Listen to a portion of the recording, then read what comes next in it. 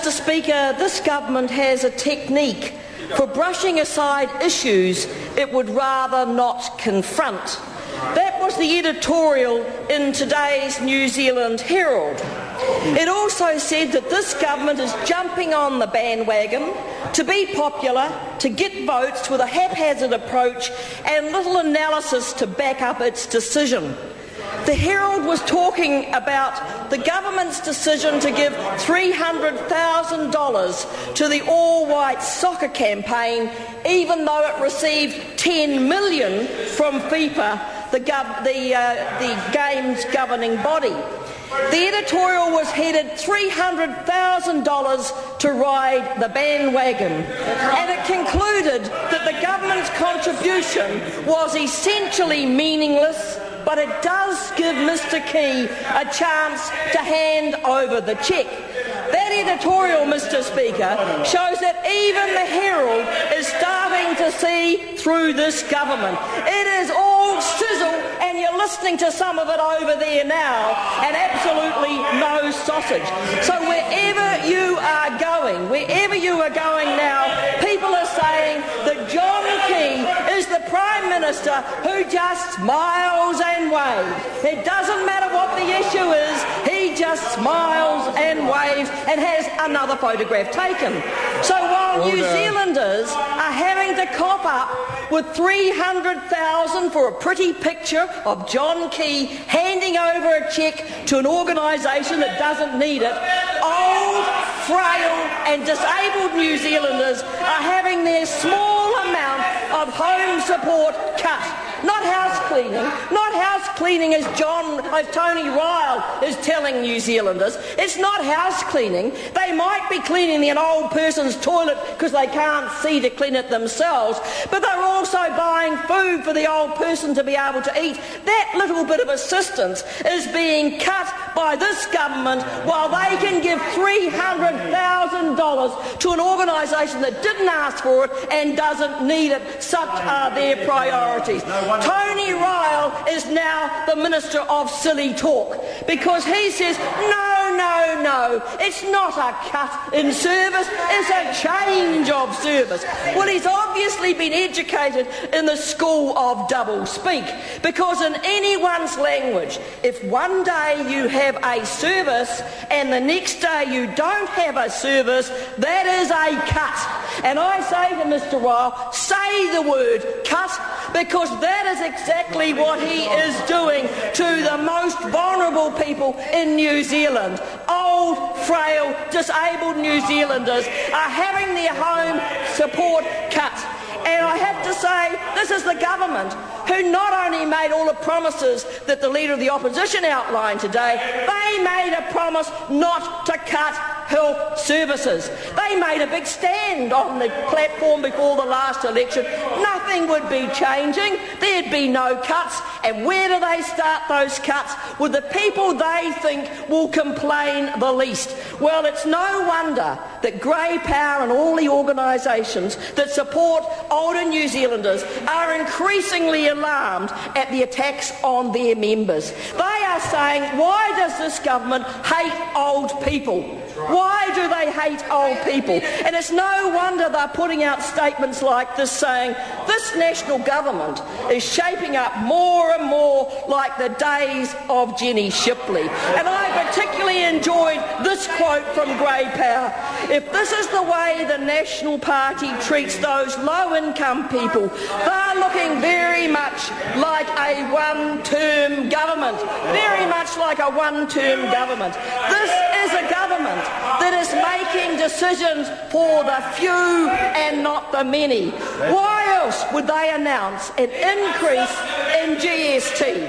Why? Because there's not one member in this House, not one member who doesn't know that an increase in GST is going to mean higher prices. Even Paul Quinn knows that an increase in GST is going to mean higher prices, not just on his second flat-screen television, but on ordinary ordinary New Zealanders bread and butter and milk, their power, their rates, their ACC and their doctor's visits.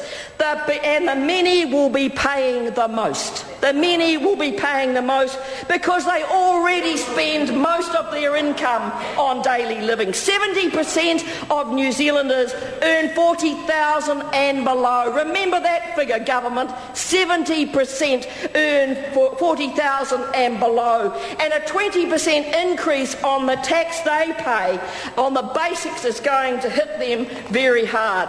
Our old people, single people who are on low incomes, beneficiaries, middle income earners. And no one believes John Key when he says most people won't be worse off. But why should they believe him? Why should they believe it? I'll tell you why. Because before the election, he told New Zealanders there would be no increase in GST before the election. Well, I tell you what, he actually said it after the election as well, that there'd be no increase in GST. So he duped New Zealanders. The nice Mr. Key said there wouldn't be an increase in taxes. He said he'd decrease them. Well, consider this. What do you call increasing GST from 12.5%? Point of order.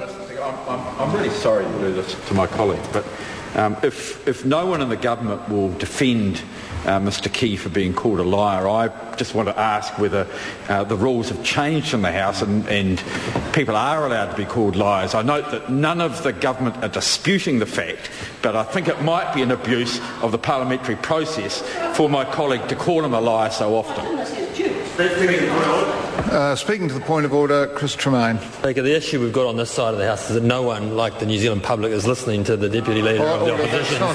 So that's probably the problem.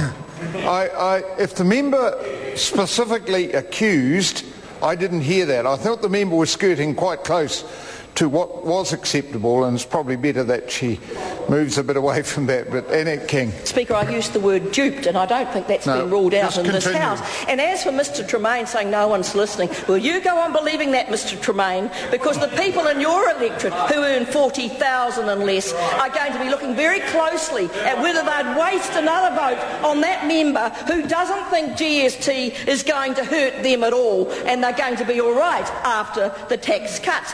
But what do you call an increase? Mr. Tremaine, answer this. What do you call an increase in GST from 12.5% to 15%? Is that an increase in tax?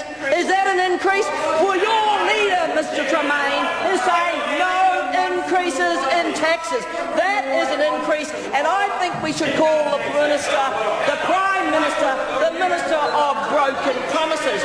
You see, nobody believes the Prime Minister, including what was shown up in a very recent Westpac Consumer Confidence survey. And what did that survey show? That almost 60% of New Zealanders feel they will be either worse off or no better off after the tax cuts and the increase in GST. That's what New Zealanders think about what this government is promising. And if middle New Zealanders think the tax cut's going to make them better off, they are going to be very, very disillusioned after the budget this year. And a colleague of mine was talking to a dairy worker in New Zealand in Hara last week. Point of order. The Speaker referred to a survey by Westpac. I have the Labour Party press release in front of me, and it actually said... Order. That's a debatable point. Annette King. It's not a point of order. Point of order, Mr. Speaker. A point of order. Mr. Speaker, it also was not a point of order aimed at breaking up my speech, and I think he will that. Well, look, let's just talk about points of order that break up speeches, and I think both sides of the House are guilty of that, and I would not like to try and just decide at this point as to where the most blame for that should go. So I think we should leave that alone. It's also, I'm on my feet, it's also out of order to comment on a point of order that I've ruled on. Annette King. Mr. Speaker, it's a shame that Paul Quinn doesn't take a call in the debate. Take a call rather than shifting from his seat and being big and brave from the back of the House. A colleague, he's not allowed to take a call. Order. Put the cameras on him, Mr. Speaker. Mr. Speaker, a colleague of mine, a dairy worker living in provincial New Zealand, working working in Hara shared with a colleague of mine last week his costs and his outgoing. After 16 months of a national government, he is going backwards. His gross income is $69,549. His basic